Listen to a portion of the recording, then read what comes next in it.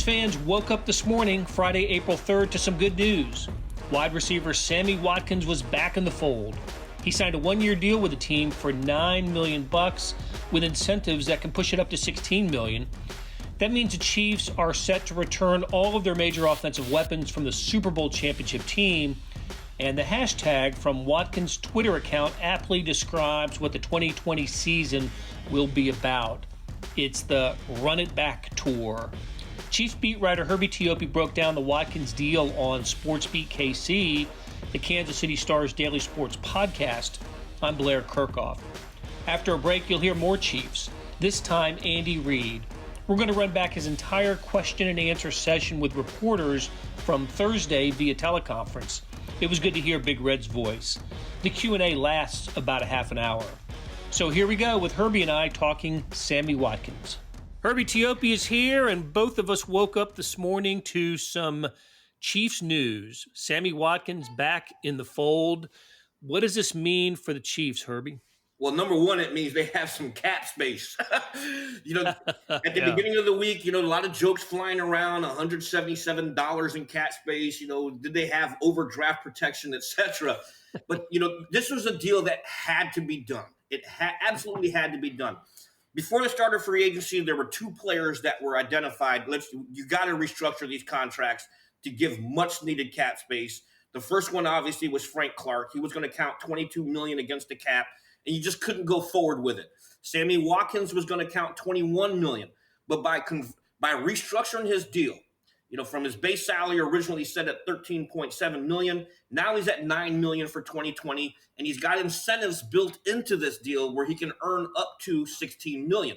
But the key thing here is by redoing this deal, the Chiefs now have $5 million in available cap space. That's the first thing. The second thing that matters the most is the Chiefs have their top four wide receivers from last year's Super Bowl winning team back in the fold. You've got Watkins, Tyreek Hill, Demarcus Robinson, and Mecole Hardman. And let's not forget about Brian Pringle, Mr. K-Stater there. So they've got their key components in the wide receiver core back in the fold. I think this was a deal that makes sense. And this is a deal that allows the Chiefs a lot more flexibility now to potentially bring back a guy like Bashaud Breeland, their cornerback, who's still floating out there in free agency. Right. So this deal with Watkins, pretty incentive laden, right? I mean, that seemed to be something of a compromise between the Chiefs and the Watkins camp. You take less, you reduce the base pay, but you give them a lot of incentives, and there are a lot in here. There, for X number of touchdowns, catches, the team success can bring it up to, I think, what did you say, $16 million? Yes. So it's an additional $7 million, correct? Right. Okay.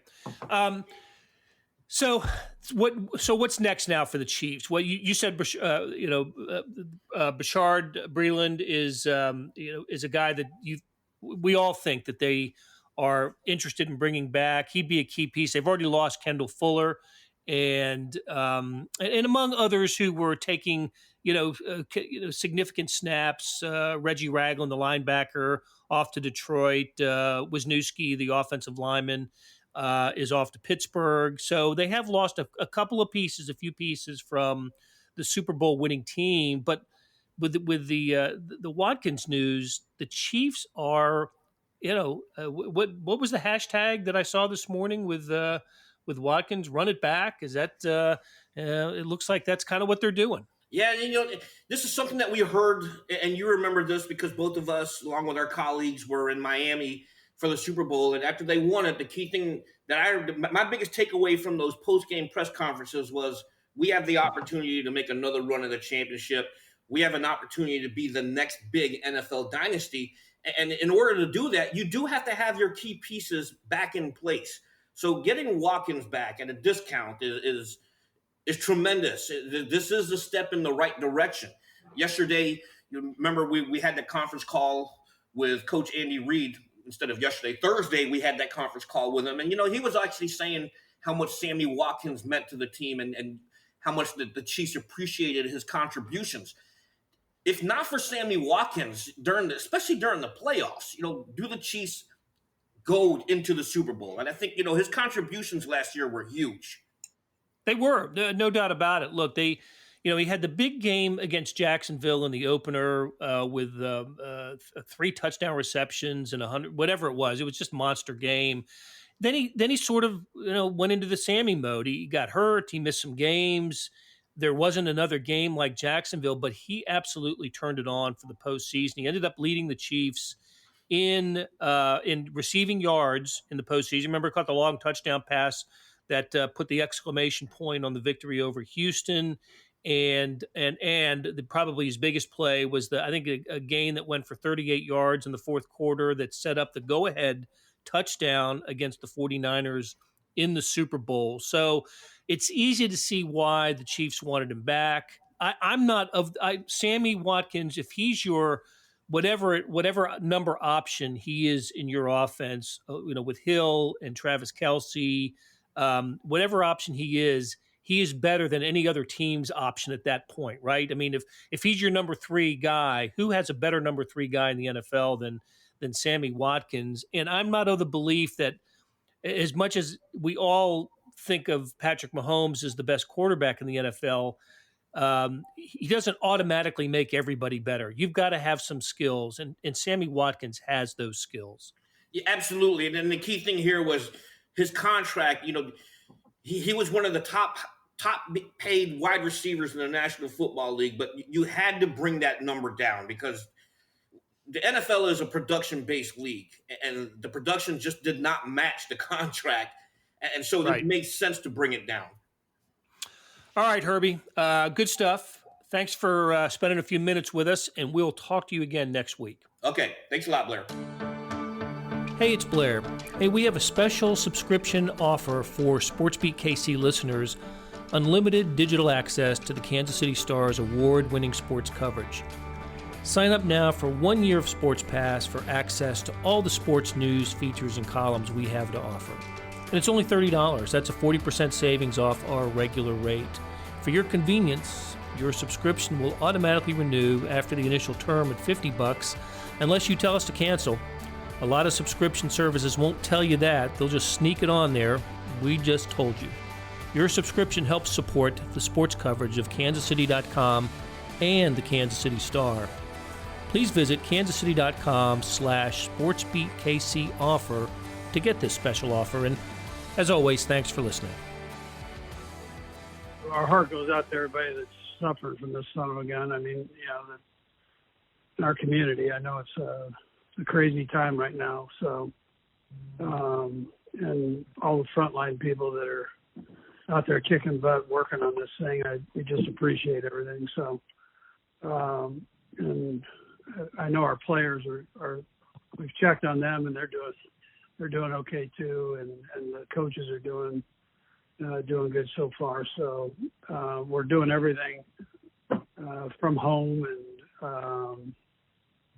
and working our social distancing from far away here. So it works out okay. We've been off here, doing this for a couple weeks now. So it's interesting for old guys like me. Learning all this new technology is pretty good. So these young guys, they just whip right through it. But for us old guys, we have to learn everything. But Zoom and the WebEx has been a good thing. We're able to talk to players, the guys that are in the draft. We're able to go through and interview them on the WebEx. So that's been beneficial. And other than that, we've been doing our scheme evaluation. So the defense gets together with Spags, and the offense gets together with EB, and we bang out all this,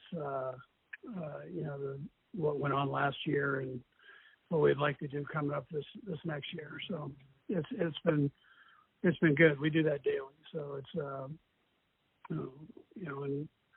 and it's worked out okay. That's kind of where we're at right now. I've just got to leave it up to you from here on what questions. Hey, Andy, I was just going to ask how you were approaching this offseason with all the uncertainty. Certainly doesn't look like there's going to be any OTAs, if there's even going to be a season or whether camp's going to start on time. So how are you dealing with all the uncertainty in all this? Well, like you, I mean, we stay as current as we can through information from the league. We're approaching it like we're having a season, and I think it's twofold, because it can be a real positive energy giver back to the country at a time of maybe need for that. At the same time, we're very sensitive to everything going on. But as far as the off season goes, again, we're out of the office until they let us know that we can get ourselves back in. And so I've got different plans that I've kind of set up for different stages of, and whether it's virtual work or whether they let us back in the building for field work, whatever it is, I've put together plans for that. And then we'll just take it day by day, see what presents itself. So, my main concern right now, obviously, is that everybody stays as safe as they can with this thing going on, so, and as healthy as they can. Do anybody, any of the players or any of the coaches have the virus? No. So, no positive. Just real quick, Andy, because that was one of the things I wanted to follow up with. No positive tests anywhere in the coaching, scouting, all of that as of right now. You got So far, everybody's good in that. Good in that area. Yeah. Andy, this is piggybacking a little bit on what Adam just asked, I guess. But how confident are you that you'll have a season, and I guess more specifically that it'll start on time? Yeah. So, and listen, I know what you guys know on that. Just from what the commissioner said, that that they're anticipating having a season, and then I think we're all just taking that part day by day and just see where we go with this thing. But like I said, there's two thoughts on this, and you're never going to be right with one or the other. But I think that the league is very sensitive to what's going on. At the same time, if this can be beneficial to and keep people safe, if it can be beneficial to the country and kind of helping things get going again, I think that's a positive. There's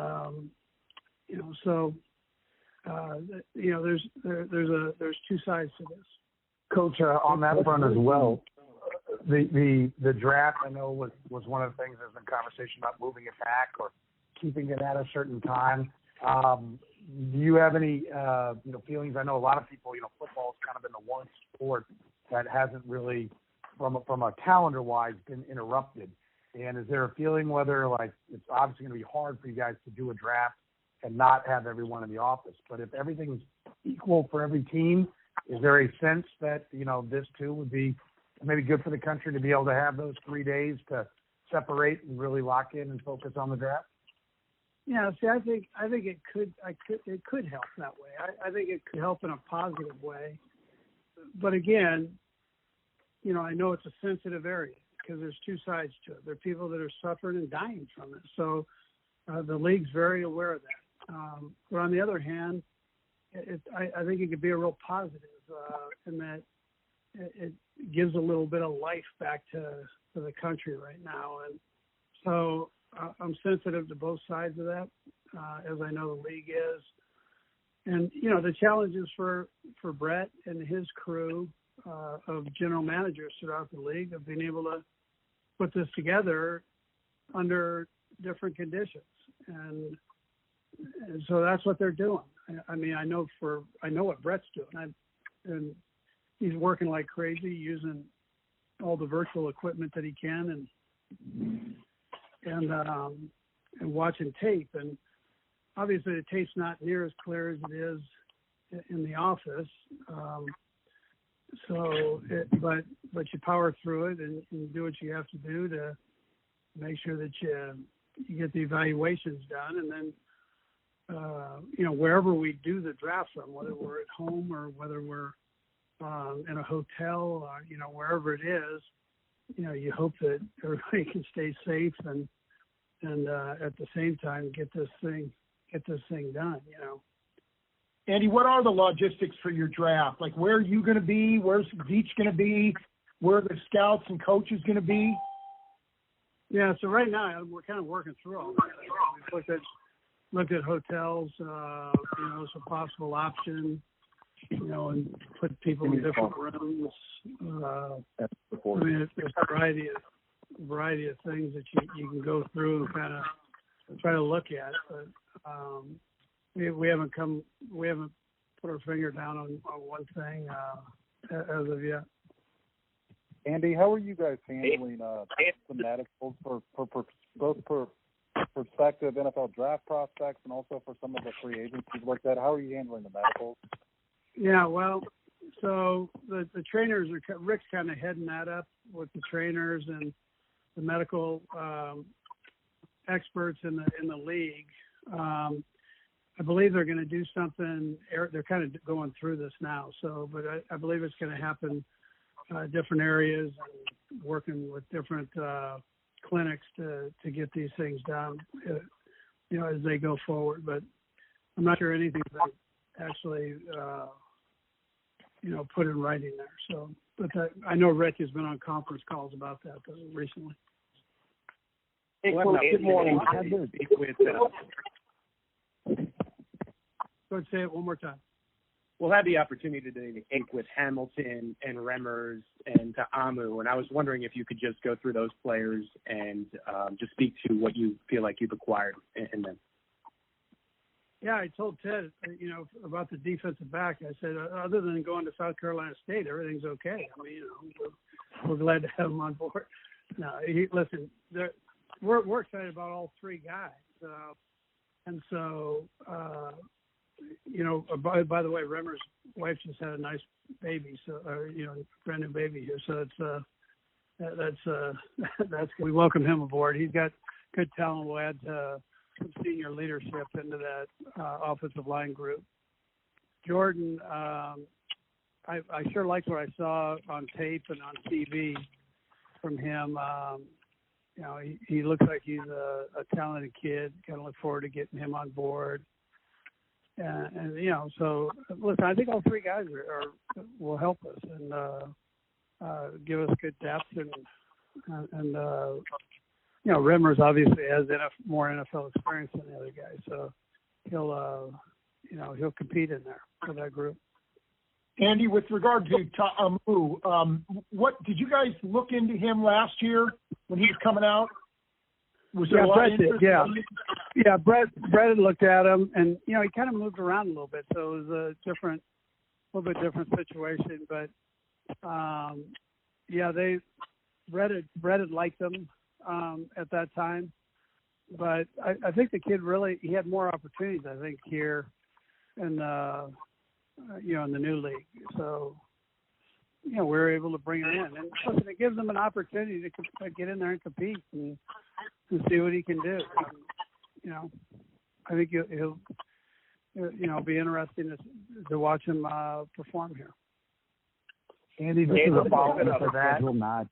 Coach, had the NFL schedule not changed, you guys would be starting phase one here in like 3 weeks. Just curious for the prepping and all the different work that you guys have done for Rick and for Barry specifically with the guys that are currently on the rosters. How have you guys kind of worked through that and getting the workouts to the players and just kind of communicating with the current guys what the next 30, 60, 90, or however long this is, what their workflow kind of needs to be to make sure they're ready whenever they are allowed to come back? Yeah, so BJ, we got on that right away with Barry. He was able to get the players workouts, and we haven't done anything virtually with that, but that's in the plans as we go forward in case that's the direction that we go, that the league goes. So we're prepared. We'll be prepared for that when they give us the okay on that. We know that the players are working out. They're out there and getting their workouts in. The coaches have all checked with them likewise, along with Barry and his group. So we stay close with the guys and tried to, at this time, try to stay in touch with them and if there are any problems that come up, to try to help them with it the best we can. So, and then as far as the other part goes, the off-season program starts around the 20th, so it's phase one, so we've got a little time before that. And we'll just see what direction it goes. Again, that's normally a time that we use for conditioning workouts. So if we're allowed to do that virtually, we can go ahead and do that at that time. And we'll try to stay in touch. And then if we're allowed to visit with the players with our WebEx units or whatever, we can do that. Football, we're prepared to do all of that. So, and then again, if they're allowed back in the building, we're good with that. We've got that all planned out too. So I think we're good either way. Andy, kind of a strange question. Just to follow up on that, just how much? I know you guys always lean on the IT department, but with all the technology and all the stuff going on, just how important have they been? Will they continue to be throughout this? Just making sure that you guys can use the technology to your advantage. BJ, they've been awesome.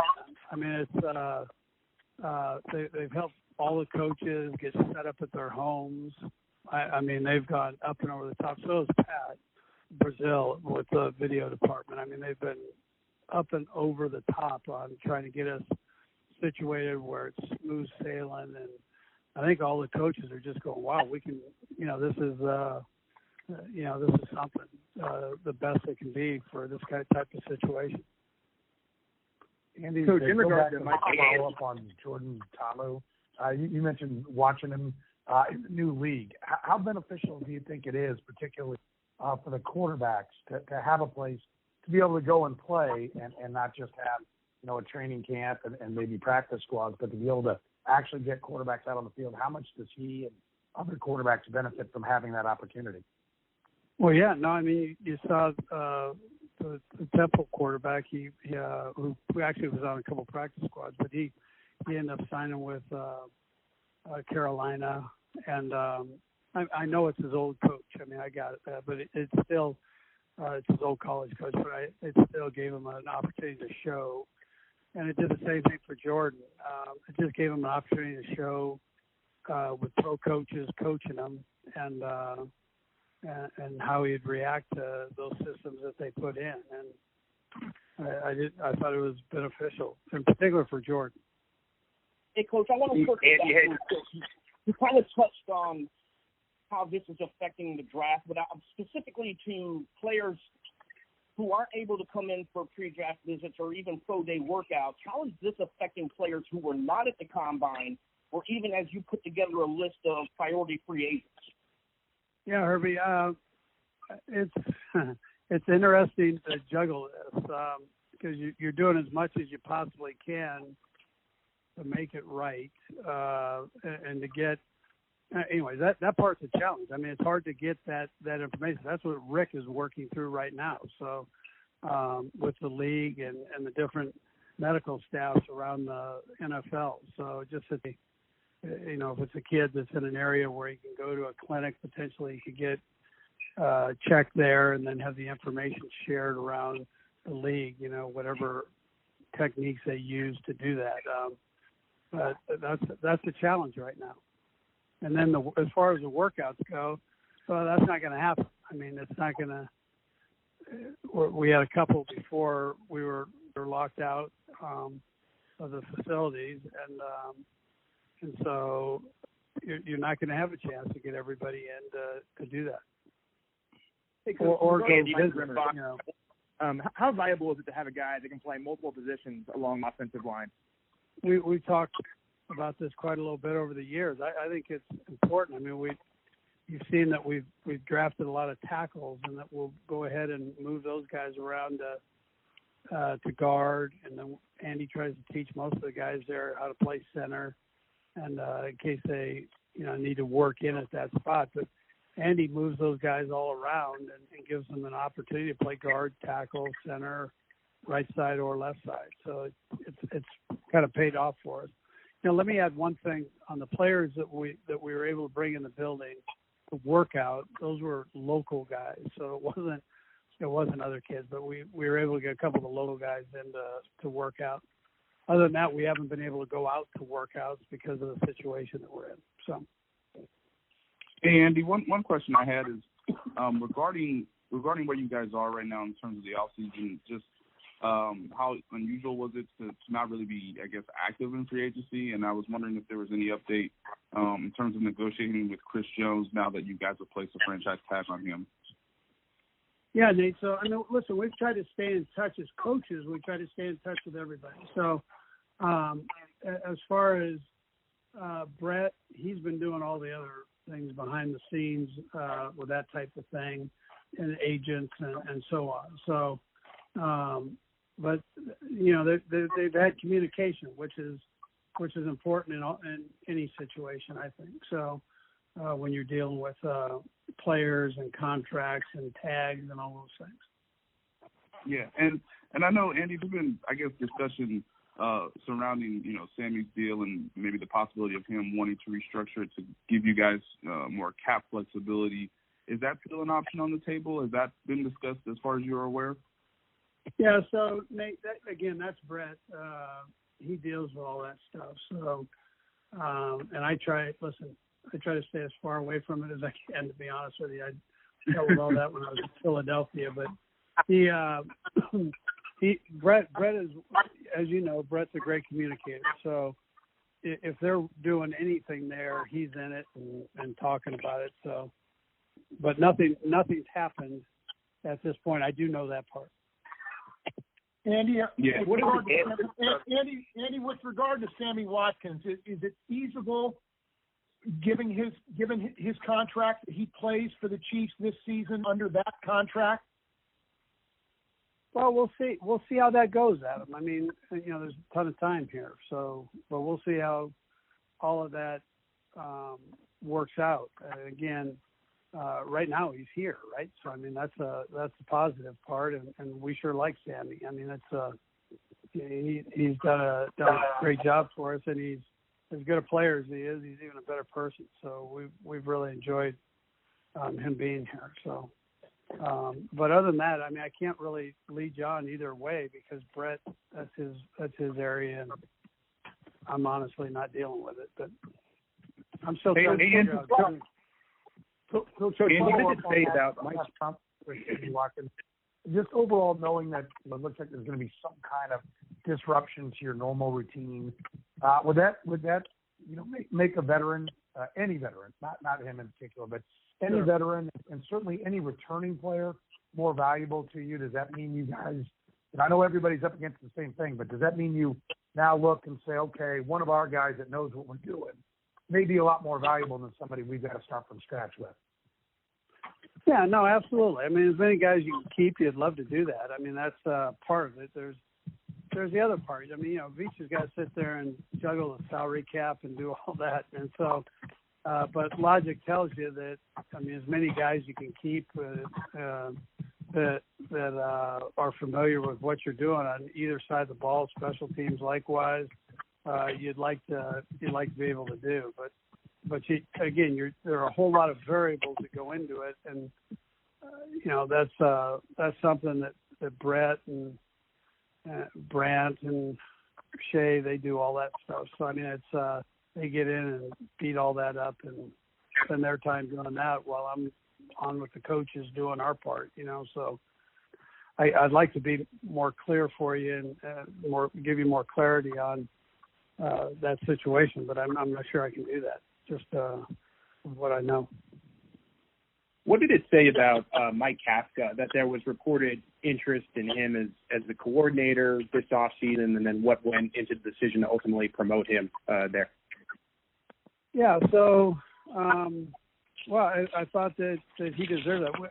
Listen, now, it's a good situation that we're all in here on both sides of the football, but you're asking me about the offensive side. So, you have Eric Bieniemy who leads the charge, right? He's the one that organizes everything and keeps everything together. And so before I did anything with Mike, I talked with Eric Bieniemy about this. And so Eric's also a big fan of Mike's. And so we just thought it was a thing that he deserved at this particular time. And so you've got Andy Heck, who's the run game coordinator, and you've got Mike, who's doing the pass game coordinator. And then, again, Eric makes everything kind of happened there as the offensive coordinator. Hey, Andy, I wonder if you could give us just kind of an insight to where you're working out of. I mean, what's your workstation like, and just kind of the things you've got differently now. Yeah, I wish I could take you through a virtual tour of this thing. It's kind of classic. I'm sitting in my basement, literally, and I've got an arc trainer sitting here in case I want to jump on that to get a little exercise. I've got my monitor set up along with my computer and my iPad right next to that. And I've got one of my wife's antique tables here, a little coffee table that I'm using to throw everything on. So, but I'm in the basement, yeah. And you know what? It's not bad. Andy, along those lines, this has been a kind of reflective time for a lot of people, and I wonder if you've found yourself with any particular pauses to reflect. And along those same lines, too, I wonder just how you processed winning the Super Bowl. I know it seems like months ago now. So on the first part, hey, I'm glad I coached at San Francisco State because we had to work through a lot of things there, right? It was Division II, non-scholarship, and everything wasn't easy there. I mean, to film practice, we had to have a guy climb up on a ladder to film practice. So in the field, we had to have the players pick up rocks on the dirt field so we could actually practice. So those experiences help you in times like this, I think, when everything's not quite perfect, to make it work. What was the second part of that question on that, Vahe? The last. It seems, maybe almost tone deaf to ask about this right now, but we really haven't talked to you since winning the Super Bowl, since a few days after that. And I just wonder how that, how you process that and how sort of strange it is to be processing that during this time. Yeah. So listen, there obviously is a certain energy that took over the city, and we all felt that. I mean, the parade was phenomenal, and that energy, we'll never forget that. And then listen, I mean, after that, the coaches got a little bit of time off, which ended up being a lot of time off here, other than doing this stuff off of the computer, so virtually. But so now, listen, you get back into the grind. You're going to lose some players, but those guys will always be part of this team that we had here, this Super Bowl team. That'll never be taken away, no matter where they go. So there's listen, we're all proud of the accomplishment that took place this past year. But we also know that we've got to get ready for the challenge of this coming season. And so we're fired up about that. Hey, Andy, one question I had, Andy, in regards to just the time we are in the calendar. Usually you would be at the owners' meeting last week. I know it's an event that you would have been to for the 22nd year. Everybody obviously understands, your dress attire with the Hawaiian shirts, but, that's usually the time where you get to see a lot of the guys that you mentored who are now head coaches. Obviously, a lot of owners. Just what was your feeling knowing that you were going to miss it, that it wasn't going to be planned as normally as it was, and have you heard back from any coaches who would have sort of congratulated you or talked to you during that time span if the owners' meeting had actually, gone as planned? Yeah, Nate. I'll tell you what, we had an opportunity to go to the Combine, so we got a lot of that, all of that boys at the Combine, and we appreciate all of that. As far as the owner meetings, listen, I mean, it's great to get together there and go through all the new rules, regulations, and everything that go on. And but on the other side of it, listen, we get it, and we're moving on. I can still wear the Tommy Bahama shirts, so I'm good. I can wear those in my basement, so I'm not worried about that. Maybe I'll send you a picture, Nate, so you feel good about it. Last question, guys. Coach, have you been given any indication as to whether or not the NFL is going to allow teams to come back as their areas open up, or is it going to be that all 32 teams will be out until all 32 teams can come back? Yeah, you know what? We don't know that. We haven't had any indication on any of that. So, that's kind of where we're at with that. I don't have an answer for you. That'll do it for today. Thanks for listening, and thanks to our production team of Derek Donovan, Savannah Smith, Randy Mason, Beth Welsh, Jeff Rosen, and Chris Fickett. Cap tip to Herbie Teope, who joined us to talk about the Sammy Watkins contract. Hey, there's no better or more complete coverage of the region's news and sports than the Kansas City Star and KansasCity.com. You heard me touting the Sports Pass deal earlier. Also consider a digital subscription to all of the Star's coverage at account.kansascity.com/subscribe. That's account.kansascity.com/subscribe. We'll be back on Monday for another week of SportsBeat KC, where we talk sports in Kansas City every day.